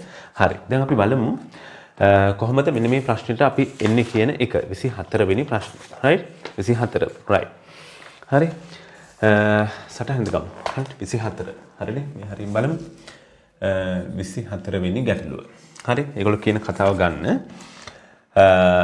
හරි සරලන චලිතයේ දෙන වස්තුවක විස්තරයේ ඒවන අතර යම් අවස්ථාවක විභව ශක්තිය එහි මුළු ශක්තියෙන් 4න් එකකි. ඒ කියන්නේ විභව ශක්තිය මුළු ශක්තියෙන් 4න් එකයිලු. දැන් අපි මේකෙදි කිව්වා මේ total energy එක ළමයි සමානයි උපරිම විභව ශක්තිය සමානයි උපරිම චාලක ශක්තිය. මේ දෙකේ maximum වුණාම. right maximum එකට. එතකොට potential energy එකේ maximum එක කියලා කියන්නේ වෙන කවුරුත් නෙමෙයි විස්තරයේ ඉදිරියකදී එනවා භාගයයි KA වර්ග. ඒක ඇවිල්ලා total energy එකට සමානයි kinetic energy එකේ maximum එකටත් සමානයි. හරි. ඔක ඔයගොල්ලෝ දන්න එකක් නේ. එතකොට දැන් මේගොල්ලෝ කියනවා යම්කිසි අවස්ථාවක් තියෙනවා x විස්ථාපනයක් තියෙන අවස්ථාවක් තියෙනවා. හරි අපි දන්නේ නැහැ. එතන මේගොල්ලෝ අහන දේ තමයි අතර යම් අවස්ථාවක විභව ශක්තිය මුළු ශක්තියෙන් 4න් එකකි. එහෙනම් විභව ශක්තිය කියන්නේ යම් අවස්ථාවක. එහෙනම් ඒ අවස්ථාවේ භාගයයි kx වර්ගයේ ඒක මුළු ශක්තියෙන් මුළු ශක්තිය කියන්නේ total energy එක ඒකට අපිට මේක දාන්න පුළුවන්. අන්න එයාගෙන් 4න් එකයිලු. කාගෙන්ද? භාගයක් ka වර්ගය කියන එක්කෙනාගේ. right? ඔන්න සම්බන්ධය තමයි පුතාලා ගොඩනගා ගන්න ඕන. right? එතකොට දැන් පුතාලට මේක දැක ගමන් පේනවා මේ භාගෙට මේ භාග කැපිලා යනවා kට k කැපිලා යනවා. දෙපැත්තම වර්ගමූලය ගත්තනම් x සමානයි වර්ගමූලය ගත්තාම මෙතන භාගයයි ඒ වර්ගයේ වර්ගමූලය ඒ කියන්නේ පුතේ ඒ බෙදීම දෙකයි. හරි? ඒ බෙදීම දෙකයි. ඒත් ඒ කියන්නේ ඒ බෙදීම දෙකයි කියලා කියන්නේ තුන්වෙනි උත්තරේ. හරි නේද? හරි. ඒක හදාගන්න. හරි. ඊට පස්සේ ඔන්න ලස්සන ප්‍රශ්නයක් තියෙන 25 වෙනි ප්‍රශ්නේ. අපි ඒකත් හදමු. මේක අඩුපාඩු තියෙනවා නම් හදාගන්න 25 වෙනි ප්‍රශ්නෙට අපි ඊට පස්සේ යමු. right?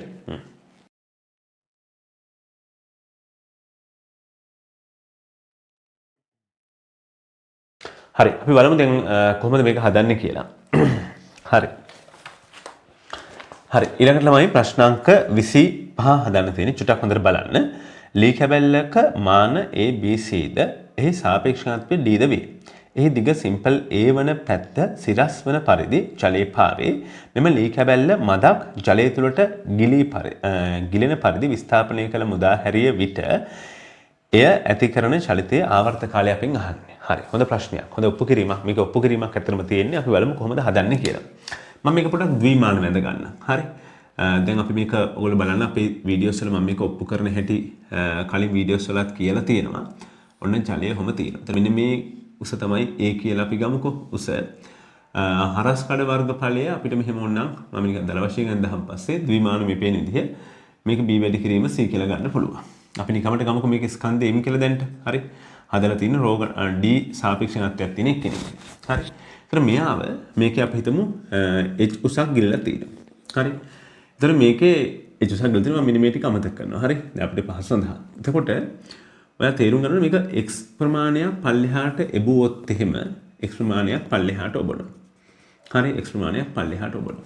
එබුවාම ඔයගොල්ලෝ දන්නවා දැන් මේ අවස්ථාවේදී මෙයාගේ බර මේ අවස්ථාවේ තියෙන උඩුකුරු තෙරමුණ සමානයි. u. හරි. ඒතර මෙහෙම පල්ලෙහාට එබුවාම ඇත්තටම මේ ගිල්ලා තියෙන උස h වලට අමතරව තව x ප්‍රමාණයක් පල්ලෙහාට යනවා. ඒතර අපි දන්නවා ඒ අවස්ථාවේ තියෙන උඩුකුරු තෙරමුණ u dash. හැබැයි u dash කියලා ගන්න පුළුවන්. ඒතර මේක u කියලා කියන්නේ u කියලා කියන්නේ mg ට සමානයි. හැබැයි මෙතනදී u dash කියලා කියන්නේ දැන් u කියන එක කෙලින්ම මේ v rho g කියත හැකිනේ. ගිල්ල තියෙන කොටසේ පරිමාව වැඩි කිරීම rho g. මෙතනදී u dash කියන එක කියන්නේ මේ කොටසේ පරිමාවයි මේ කොටස පරිමාව 2 වැඩි කිරීම rho g තමයි එන්නේ.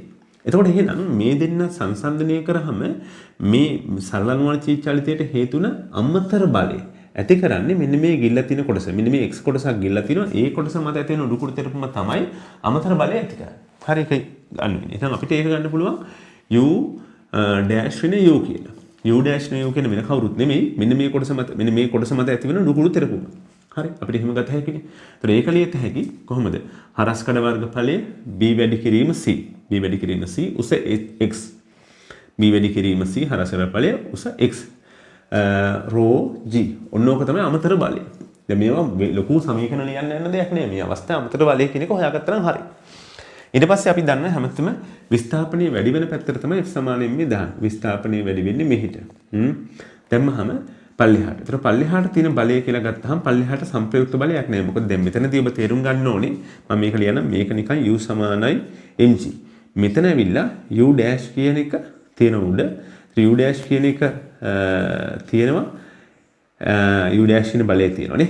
ඒක අපිට ලියන්න පුළුවන් වෙන්නේ ඕන්න u ධන අර අමතර කොටස. අපි හිතමු මෙන්න මේ කොටස. හරි. මේ කොටස කියලා කියන්නේ කවුද? හරස්කඩ වර්ගඵලය නිකන් අපි හරස් b c x rho g. ඔහොම නෙන්නේ. හරි u dash කියන්නේ ඕක. ඒතර මේ දෙක සංසන්දනය කරනකොට අපිට පේනවා මේ u ට මේ u සමානයි. හරි. ඒතර මේක mg. හරි mg වෙනවා. එතකොට අපිට පැහැදිලි මේ සංප්‍රයුක්ත බලය කියන්නේ වෙන කවුරුත් නෙමෙයි මෙන්න මේක කියන එක. හරි. හරි දැන් සංප්‍රයුක්ත බලයක් තියෙන්නේ පහළට නෙමෙයි ඉහළට. ඒක නිසා මේක ඍණ දානවා. ඍණ b වැඩි කිරීම cx rho g සමානයි මේ පද්ධතිය ස්කන්ධයේ වස්තුවනේ එන්නේ ස්කන්ධයේ m වැඩි කිරීම a කියලා ගන්නවා. හරි පැහැදිලි m වැඩි කිරීම a. දැන් මේ උස බලපෑමක් මෙතන තාම ඇවිල්ලා නැහැ. හරි දැන් අපි හදාගමු මේක a සමානයි ඍණ මේක හදාගන්නවා අර විදිහට. මොකද්ද? ත්වරණය යුක්ත කළා. a සමාන ඍණ b c rho g බෙදීම m කියලා. වාරය x. ඔන්න a සමාන ඍණ ඔමේගා වර්ග x හකට හදාගන්න යන්න. හැබැයි මේ m කියන්නේ තීන පදයක් නෙමෙයි. මේ වස්තුවේ ස්කන්ධය. අපිට ඒක ලියත හැකි මෙහෙම. කොහොමද ඍණ BC ඔහොමම තියෙනවා rho g ඔහොමම තියෙනවා. ස්කන්ධය කියන්නේ මෙයාගේ ඝනත්වය වැඩි කිරීම පරිමාව. පරිමාව කියලා කියන්නේ A වැඩි එයාගේ හරස්කඩ වර්ගඵලය වැඩි කිරීම උස කියන්නේ A හරස්කඩ වර්ගඵලය BC. හරි. ඒ පරිමාව ඒක ඝනත්වයෙන් වැඩි කරන්න ඕන. මෙතන සාපේක්ෂ ඝනත්වය තමයි D කියලා තියෙන්නේ. එහෙනම් D වැඩි කිරීම rho. ඔන්න ස්කන්ධය එනවා. හරි. ස්කන්ධය එනවා. පැහැදිලි? හරි. ඊට පස්සේ වැඩි කිරීම x කියලා ගන්නවා. දැන් බලන්න මෙතන වෙන දේ. මේ BC ට මේ BC කැපිලා යනවා. මේ රෝට මේ රෝ කැපිලා ගිනවා. A කියන එක සමානයි ඍණ G බෙදීම මෙතන සිම්පල් A කියන එකක් තියෙනවා. ඊළඟට BC කැපිලා ගියා. මෙතන එනවා D. හරි. D රෝ කැපුණානේ. අන්න x. අන්න මේක තමයි ඔමේගා වර්ගයේ වෙන්නේ. හරි මේක තමයි ඔමේගා වර්ගයේ වෙන්නේ. පැහැදිලිනේ?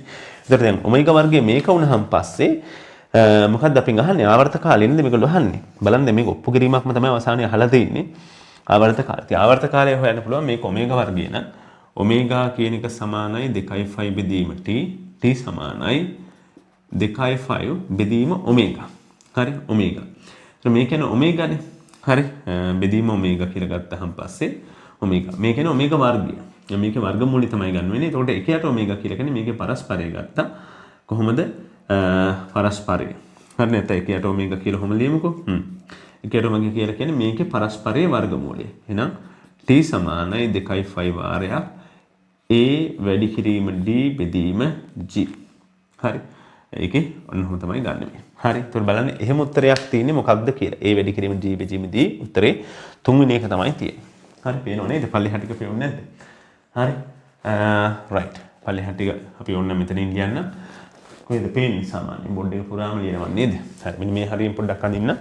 එතනින් උත්තර කරාම පස්සේ t කියන එක සමානයි 2.5 වාරයක් AD බෙදීම G. දැන් මේක හොඳ ගණන් මේ විභාගයට ඔප්පු කරන්නේද නැද්ද කියලා දන්නේ. හැබැයි දන්න ෆිසික්ස් ටික පාවිච්චි කරලා පුතාලට මේක කරගන්න පුළුවන් වෙන්න ඕනේ. හරි. පුළුවන් තරම් ඔය හෑන්ඩ් බිල් අනම්මනම් කටුවැඩ කොල්ල අරගෙන පුළුවන් තරම් මේ සරල අනුවචන සම්බන්ධ ඔප්පු කිරීම ටික තනියම කරන්න පුරුදු වෙන්න. හරි. එහෙම පුරුදු වුණාම මේවා මහා ලොකු දේවල් නෙමෙයි. හරි. right. එහෙනම් බලන්න පිළිතුරු අංකයේ විදිහට එන්නේ පුතේ තුන්වෙනි පිළිතුර තමයි. හරි. ලස්සනට හදාගන්නම ඒක. හරි මෙතන AD බෙදීම G AD බෙදීම G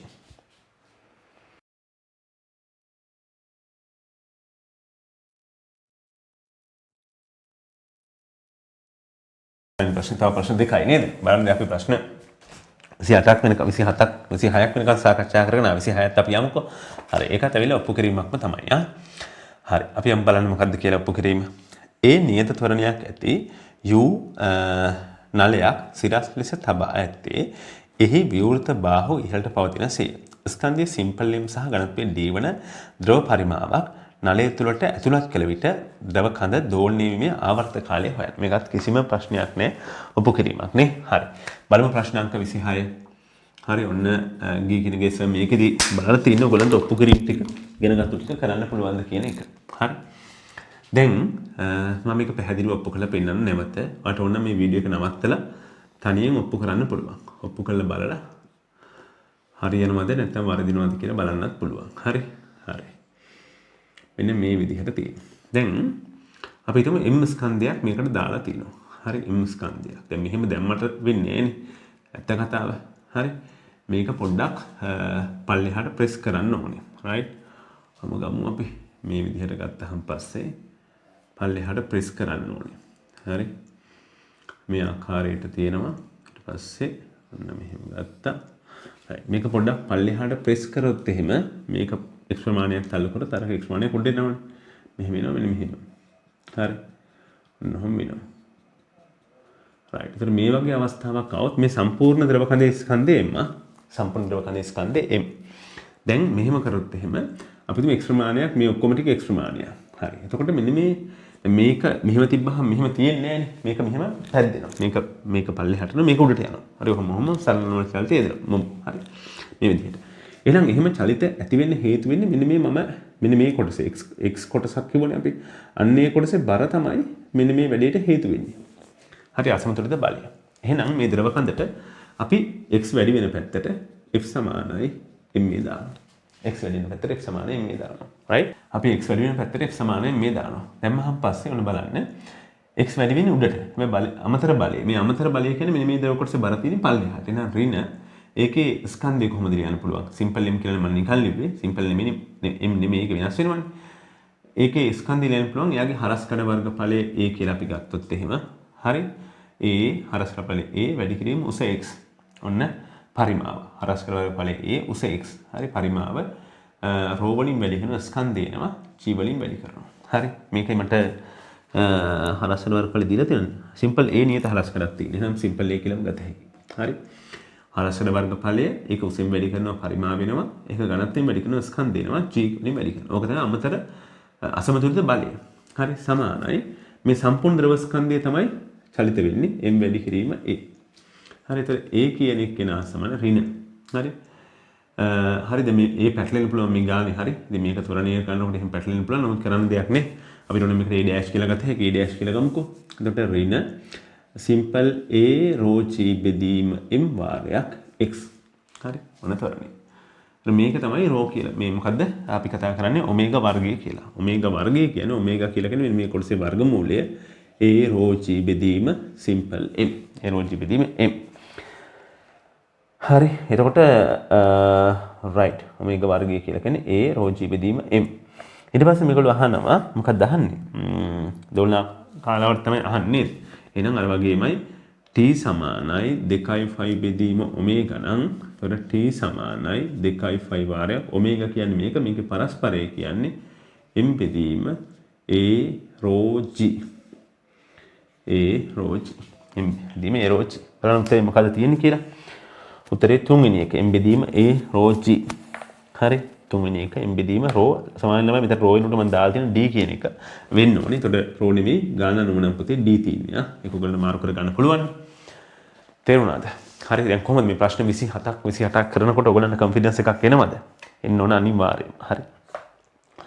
මතක තියාගන්න මොටිවේෂන් කතා අහලා විතරක් මේ දේවල් කරන්න බෑ. හරි. සර්ලා දැන් ගොඩාක් මොටිවේෂන් කතා කියනවනේ.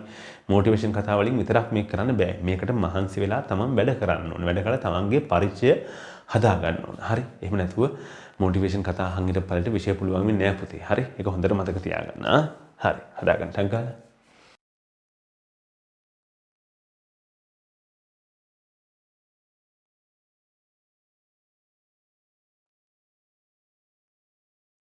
හොඳයි. අපි ඊළඟට බලමු 27 වෙනි ප්‍රශ්නේ තියෙනවා. එක්තරා ස්කන්ධයක් O ලක්ෂය වටා A විස්තාරයකින් සහ T දෝලන කාලාවර්තයකින් යුතුව සරල අනුවර්තී චලිතයේ යෙදී. ස්කන්ධය O ලක්ෂය පසු කර T සමානයි 3t බෙදීම 4ක කාලයක් ගමන් කළ පසු ඒ නව පිහිටීම නව පිහිටීමට O ලක්ෂයේ සිට ඇති විස්ථාපනය. මෙතන පොඩ්ඩක් අමාරු වෙන්න සීන් එකක් තියෙනවා. හරියට තේරුම් ගත්තේ නැත්නම්. හරි. මහ ලොකු දෙයක් නෙවෙයි මෙතන තියෙන්නේ. නමුත් චුට්ටක් තේරුම් ගමු අපි 27. දැන් මේ කියන්නේ මේ සරල අනුවර්තී චලිතයේ දෙන සරල අවලම්බයක්. මොකද වෙන්නේ? මෙන්න මෙහෙම නෙමෙයි අවලම්බයේ අවස්ථා ටික වෙන්නේ. රයිට්? මෙහෙම මේ වගේ අවස්ථා ටිකක් තියෙන්නේ. ඒතර මේගොල්ලෝ කියනවා මෙතනදී අපි තේරුම් ගන්න මේ වස්තුවක් සරල අනුවර්තී චලිතයේ යෙදෙනවා. හරි. ඔහොම ගිහිල්ලා ඔහොම යන්නේ එක නෙවෙන්නේ. මෙතනින් පටන් ගත්තොත් මෙහෙම ගිහිල්ලා මෙහෙට ඇවිල්ලා ඔහොම ගිහිල්ලා ආයෙ මෙහෙට එනවා. හරි. ඒතර මේ සම්පූර්ණය දැන් මෙතනින් පටන් ගත්තොත් මෙහෙම ගිහිල්ලා මෙතනට එන්න ගතන කාලය ආවර්ත කාලය. මෙතනින් පටන් ගත්තොත් මෙහෙම ගිහිල්ලා මෙතනට එන්න ගත කාලය ආවර්ත කාලය වෙනවා. එහෙනම් ඒගොල්ලෝ කියනවා මේ දෝලන කේන්ද්‍රය පසු කරලා මේ ලක්ෂ්‍ය පසු කරලා 3t බෙදීම 4කට පස්සේ. හරි. අපි බලමු එතකොට 4 t කියලා කියන සම්පූර්ණ ආවර්තයක්. එහෙනම් දෝලන කේන්ද්‍රය මෙතන පහු කරලා 3t බෙදීම 4ක්. ඒතර t බෙදීම 4කදී මෙතනට යනවා. t බෙදීම 4කදී. ආයි t බෙදීම 4කදී මෙතනට එනවා. t බෙදීම 4 2යි.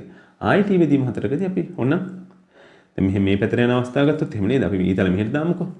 හරි. ඊතල දිශා මාරු කරගන්න එපා. නිකන් අපි නිකන් අදහසක් ගමු මේ. මෙතනින් පටන් ගන්න මෙහෙට ගියා. මෙහෙට ආවා. මෙහෙට යනවා. මෙතනට. ආයි මෙහෙට යනවා. එතන මෙතනින් පටන් ගන්න 3යි t බෙදීම 4යි t බෙදීම 4යි t බෙදීම 4යි. ඒ කියන්නේ ඔක්කොම 3යි t බෙදීම 4ක්. යනකොට දෝලන කේන්ද්‍රය නම් විස්ථාපනය අපින් අහන්න. ඒත් දෝලන කේන්ද්‍රය දැන් ගිහිල්ලා තියෙන්නේ මෙන්න මේ කෙලවරට. ඒ කියන්නේ විස්තාරයේ දුරක්. එහෙනම් ඒ දුරකට තමයි නැත්නම් ඒ විස්තාරයක් තමයි ඒ අවස්ථාවේ තියෙන්නේ. හරි. O ලක්ෂයට ඇති විස්ථාපනය වන්නේ. හරි. 27 වෙනි ගැටලුව ඒ කියන්නේ පිළිතුරු අංකය 5. හරි. 27 වෙනි ගැටලුව. පැහැදිලි නේද? ඒක මහ ලොකු අමාරු එකක් නෙමෙයි. හරි. හරි. ඔන්න අවසාන ප්‍රශ්නෙත් තියෙනවා. ඒකත් එච්චර ලොකු ප්‍රශ්නයක් නෙමෙයි. 28 වෙනි ප්‍රශ්නේ. හරි. 28 ඔන්න හගන්න 28 හරි දැන් අපි මේක පාර්ට්ස් දෙකකට තමයි කරේ මේ වීඩියෝ එක. දැන් මේ විදිහට ප්ලේලිස්ට් එකේ කරන පල්ලෙහාට ඔක්කොම ටික තියෙනවා. හරි කරන්න ඕනේ මේ මහන්සි වෙලා උගන්වලා තියෙන වෙන කිසිම බලාපොරොත්තුවක් ඇතුළේ නෙවෙයි. ඔයගොල්ලන්ට හොඳට මේ දේ අවබෝධ කරගන්න සපෝට් එකක් දෙන්න තමයි මේ දේ කරලා තියෙන්නේ. හරි ඔයගොල්ලන්ගේ අදහස් ටික වීඩියෝ එක අවසානයේ අනිවාර්යෙන් බලලා ඉවර වුණොත් එහෙම පහලින් කමෙන්ට් කරන්න. මෙච්චර පැහැදිලිව පුතේ කියලා දීලා Tamanට කරගන්න බැරි නම් පුතේ වෙන කරන්න විදිහක් ඇත්තෙම නැහැ. හොඳින් මතක තියාගන්න. හරි මේ ටික අනිවාර්යෙන් මහන්සි වෙලා ඔයා කරන්න. එතකොට අනිවාර්යෙන්ම තියෙන ටික හොඳින් බලලා ඉවරලා මේ ප්‍රශ්න ටික කරන්න. ඊට පස්සේ අපේ පාස් වෙන ප්‍රශ්න ඩිස්කෂන් ඒවා තියෙනවා. ඊට පස්සේ ස්කූල් පේපර්ස් කතා කරන ඒවත් අපි ඉස්සරහට පේපර් ක්ලාස් එකේ කරගෙන යනවා. ඒවට සම්බන්ධ වෙලා තමන්ගේ දැනුම වැඩි කරගෙන විභාගයට මුහුණ දෙන්න පුළුවන්. රයිට්? හරි. එතකොට මෙන්න මෙතන තියෙන කතාවක්. මේ බලන්න. හරි. මෙන්න මේක. දැන් මෙතන තියෙනවා A කියලා එක්කෙනෙක්. හරි. A කියලා එක්කෙනෙක් ඉන්නවා. A capital A කියලා අරන් තින්නේ. තව තියෙනවා PQ කියලා තුන් දෙනෙක්. P කියන එක ටිකක් පොඩි. Q කියන එක මෙන්න මෙයාට සමාන දිගක් තියෙනවා කියලා කියන්නේ. ඊළඟ එක්කෙනා ඊට වඩා වැඩි දිගක් තියෙනවා කියලා කියන්නේ. මේක P, මේක Q, මේක R. ඊපස්සේ මෙයා A1 විස්තරයක්, මෙයා A2 විස්තරයක්, මෙයා A3 විස්තරයක් තියෙනවා කියලා කියන්නේ. හරි. දැන් බලන්න කියන කතාව. අනුනාද අවස්ථාව ආදර්ශනය කිරීම සඳහා සකස් කර ඇති බාටන් අවලම්බ පෙළක් රූපයේ දැක්වේ. ඒ අනු එළවුම් අවලම්බය වන අතර මේ කියන්නේ එළවුම් අවලම්බය අතර ඒ සිම්පල් A මගින් ඒවායේ දෝලන විස්තරය දක්වා ඇත. Aහි දිග Qහි දිගට සමාන වේ.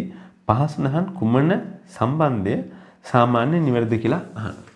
දැන් එතකොට ඔබට මතකයි මේ ප්‍රැක්ටිකල් එකේදී අපි මේ සරල අවලම්බයේ චලනය කරලා ඉවර වෙලා බලනවා මේක චලනය වෙනකොට මේ තන්තුව දිගේ ශක්තිය ගමන් කරලා මේගොල්ලන්ට ශක්තිය ගමන් කරනවා. ගමන් කරාම අපි බලනවා මේ තුන් දෙනාගෙන් උපරිම විස්තරයෙන් කම්පණය වෙන්නේ කවුද කියලා. අපි කියන හැම උපරිම විස්තරපණින් කම්පණය වෙනවා කියලා කියන්නේ අනුනාද වෙනවා කියලා.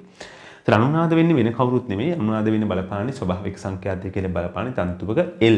හරි L නේ බලපාන්නේ මෙතනදී T සමාන 2.5 වාරයක් L බෙදීම G කියලා අපි කියන්නේ නේද? එතකොට ආවර්ත කාලය කෙරෙහි. හරි. එතකොට දැන් එහෙමනම් මෙන්න මේ දෙන්නගේ ආවර්ත කාල සමානයි. වැරදිනවා. වැරදි අදහසක් තියාගන්න එපා. දැන් මෙයා මෙහෙම පද්දලා අතෑරියාම එයා කම්පණය වන සංඛ්‍යාතයයි මෙයා කම්පණය සංඛ්‍යාතයයි සමානයි. ඒකයි තේරුම් ගන්න ඕනේ.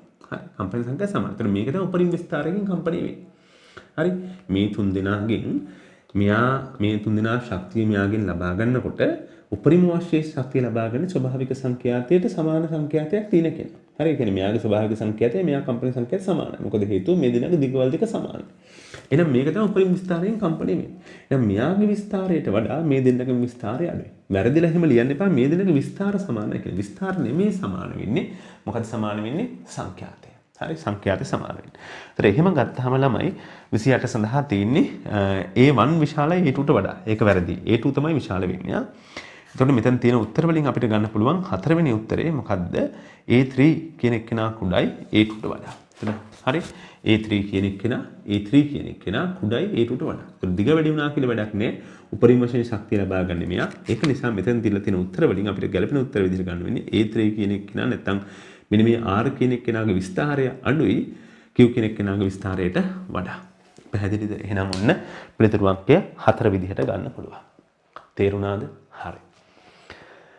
ඔන්න ප්‍රශ්න 28ක් සාකච්ඡා කරා. එතකොට මේ අපි කතා කරේ ඔන්න ඉවර කරා ගීකින ගේසර්ගේ දෝලන හතරංග සම්බන්ධව 3 1 2 කියන කොටස. 3 1 2 කියන කොටස 3 1 1 කොටසත් උඩ වීඩියෝ ලිස්ට් එකේ ඇති. ඒකත් බලන්න. 3 1 2 1 ඉවර කරා. පැහැදිලිනේ? එන එක ප්‍රශ්න 28ක් අපි සාකච්ඡා කරා. වීඩියෝස් දෙකකට ගිය පුතේ කාලේ වැඩිපුර යනවා නම් සාමාන්‍යයෙන් පැයක් වගේ වෙද්දි මම වීඩියෝ කොටස් කීපයකට කඩන අවස්ථා තියෙනවා. ඊළඟට ඔන්න ඊළඟ සෙක්ෂන් එක තියෙනවා 3 2 කියන එක. හරි මේ දෝලන හතරංග යටතේ තමයි මේ ටික මම ඔක්කොම දාලා තියෙන්නේ. ටයිටල් කරලා තියෙනවා. ප්ලේලිස්ට් එක ඔයගොල්ලන්ට බලන්න පුළුවන්. දෝලන හතරංග පාඩමේ සියලුම ගීකින ගේසර්ගේ ප්‍රශ්න ටික මම විවරණය කරලා තියෙනවා පල්ලෙහා වීඩියෝස් වල. හරි. ඉතින් මතක තියාගන්න මේ ප්‍රශ්න Taman තනියම පුතේ මුලින්ම කරන්න. සර්ගේ පොත අරගන්න පුළුවන්. අරගෙන ඉවර වෙලා තනියම කරන්න. තනියම කරලා ඉවරලා නැත්නම් ලයිබ්‍රරි එකකින් බලන්න මේ පොත තියෙනවද කියලා තනියම කරලා ඉවර වෙලා ඔයාට ඒ උත්තරත් එක බලලා ඉවරලා විවරණයක් කරගන්න අවශ්‍ය නම් YouTube එකට ගිහිල්ලා අපේ channel එකෙන් මේ වීඩියෝස් ටික බලන්න පුළුවන්. හරි බලලා හොඳට අවබෝධ කරගන්න. තව යාළුවන්ට හැමතිස්සෙම මේක යවන්න. තව කාටද කියලා දෙන්න. හරි මේ සඳහා මේක පාවිච්චි කරන්න. මොකද අද වෙනකොට ඩිජිටල් අවකාශයේ දියුණු වෙලා තිනවා. ඒකෙන් ගොඩාක් ප්‍රයෝජන අපිට ගන්න පුළුවන්කම තියෙනවා. හැබැයි ඒකේ අපි අතරමං වුණොත් තමයි ප්‍රශ්න ඇති වෙන්නේ. TikTok කර අරක කර මේක කර Facebook යනවා, chat කරනවා, ගොඩාක් වෙලාවට කාලේ නාස්ති කරමින් නම් මේක යන්නේ. ඔයාලට ඉගෙන ගන්න බෑ. ඉස්සර අපේ කාලේ මෙහෙම දේවල් ඉගෙන ගන්න මෙහෙම රිසෝසස් තිබුණේ නෑ. ගානක් අහගන්න ගුරුවරයෙක් හිටියේ නෑ. ගුරුවරයෙක් ගාවට කියලා ගානක් අහගන්න හරි අමාරුයි. දැන් ඔයගොල්ලන්ට ඕන තරම් YouTube එකේ වීඩියෝස් තියෙනවා. හැබැයි දැන් ඔයගොල්ලන්ට තියෙන ප්‍රශ්නේ කොයි සර්ද හරි කොයි සර්ද වැරදි මොකද තමන්ට ගැළපෙන එක කියන එක තෝරගන්න කියන එක. ඉතින් ඒකට ඔයා බුද්ධිමත් වෙන්න ඕනේ. මොකද්ද ගැළපෙන්නේ කියන එක තෝරගන්න විෂය පරිචය සහ කතා කරන විදිහ, කතා කරන දැනුම මොකද්ද කියන එක බලලා පුතාලට ගුරුවරයෙක් තෝරගන්න පුළුවන්. right? හැබැයි මොටිවේෂන් කතා වලට විතරක් රැවටලා පුතේ ගුරුවරු තෝරගන්න යන්න එපා. දැනුම තියෙන හැර තැන බලන්න, විෂය තමන්ට දැනෙන තැන බලන්න. එතනින් මහන්සි වෙලා ඉගෙන ගන්න.